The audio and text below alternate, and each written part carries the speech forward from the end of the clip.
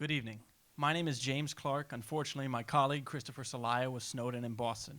We're students at Harvard University, and we recently got a hold of an LG iris scanner and decided to devise some tests to see how that technology could be subverted. We've got some interesting results, which we intend to share with you this evening. But first, some background. Biometric identification schemes are becoming increasingly more relevant in fields ranging from national to international security to the distribution of social services. Many of these technologies are ever evolving, meaning that predicting their real-world functionality can be difficult. That being said, evolution does tend to produce more reliable outcomes. By far the largest of such schemes is Aadhaar, India's unique identification program. Aadhaar has enrolled more than 600 million people since 2010 and shows no signs of slowing down. The main purpose of this program is to provide an effective means for the Indian government to distribute social services to its vast population. Often administered by local leaders, Aadhaar is already being used to create bank accounts and to distribute various forms of welfare. Now, there were some logistical concerns, but it does appear that the resources are being distributed to the people in need. We wondered whether or not malicious operators of this scheme could reap additional benefits by taking advantages of loopholes in the system. Corruption is a known problem in India, especially in government. One recent study showed that students who cheat on their exams are more likely to be interested in a career in government. Another survey asked people to rank what the most corrupt institutions in their nation were. The government and the police force took the top two spots. Now, biometric subversion of Aadhaar could take two forms that would be particularly damaging. The first involves stealing the identity of another, whereas the second involves creating additional identities for oneself. Stealing the identity of another could mean that a person doesn't get their intended welfare benefits, whereas creating additional fake identities for oneself could dramatically increase the cost of the program.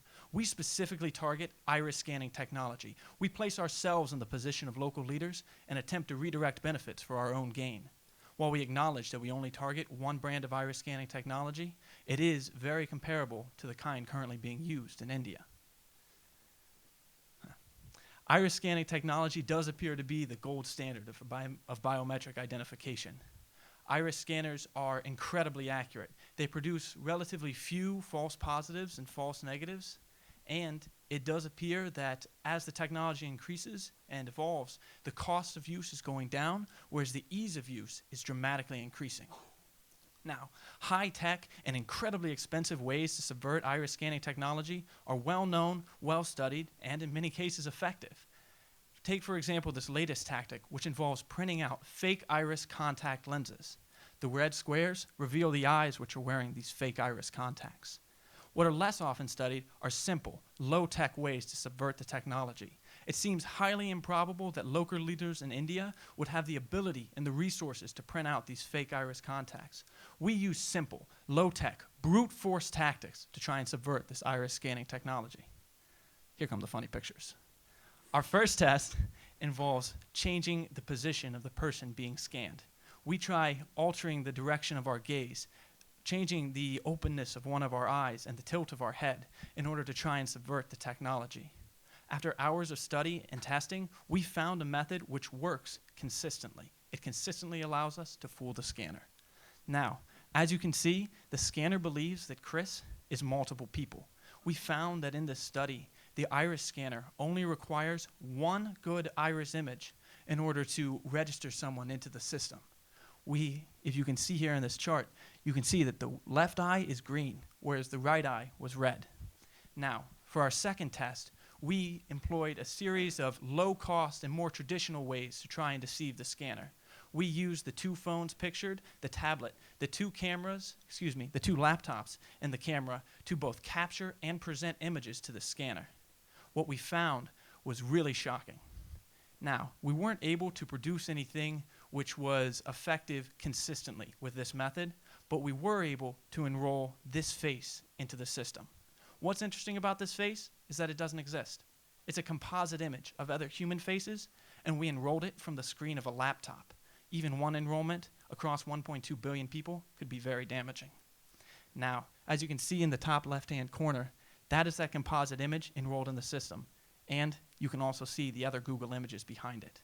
What's even more frightening is that we accidentally discovered during our experiment that I had a third enrollment in the system. under incredibly poor lighting, I was able to enroll.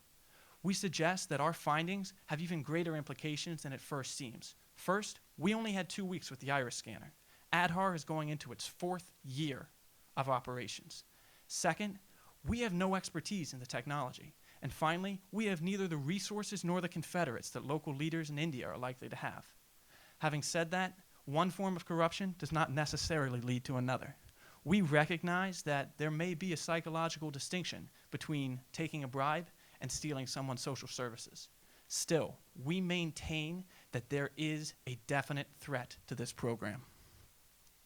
Ultimately, ADHAR will affect every citizen of India in some way. That means that more than 1/7 of the world's population will be directly affected by this program. The key provision in this is that we find a solution which addresses the main domains. We suggest that there are 3 specific domains which must be addressed. A solution must address technology, its strengths, and its limitations. A solution must address how these resources will be distributed. And a solution must address whether or not the government is capable of implementing the proposed improvements. Now, we recognize that the key to success is asking for help. We would like you, if you have a way to improve or expand our experiment, to please write to us. Let us know.